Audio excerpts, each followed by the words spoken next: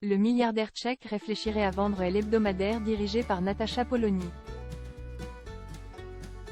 Que se passe-t-il du côté du Newsmag de Natacha Polony? Selon une information du site spécialisé La Lettre, reprise par Le Monde,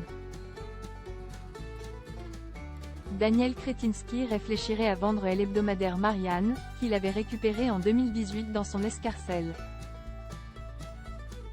Une volonté de déstabilisation de Natacha Polony. Selon les deux médias, CMI France aimerait céder le magazine en raison de la ligne éditoriale de la directrice de la rédaction, Natacha Polony, jugée trop souverainiste et trop éloignée de la vision pro-européenne de Daniel Kretinsky. Denis Oliven aurait ainsi été missionné pour trouver des potentiels repreneurs.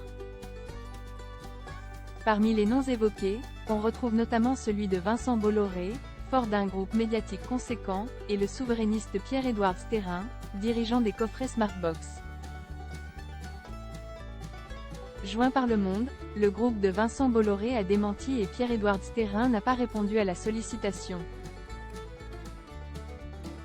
À présent, selon Le Monde, Frédéric Cassegrain, directeur de la publication, a répondu aux questions des salariés lors d'une assemblée générale prévue ce mardi matin.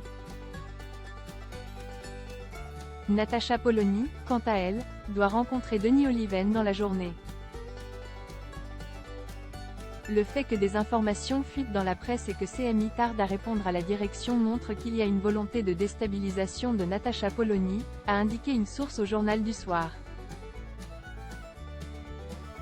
Plus Natacha Polony se rapproche de son lectorat, plus elle s'éloigne de Daniel Kretinsky intellectuellement. Ce mardi 16 avril 2024, Denis Oliven, invité du plateau de l'émission Figaro TV Esprit des entreprises, a évoqué la réflexion d'une vente de Marianne.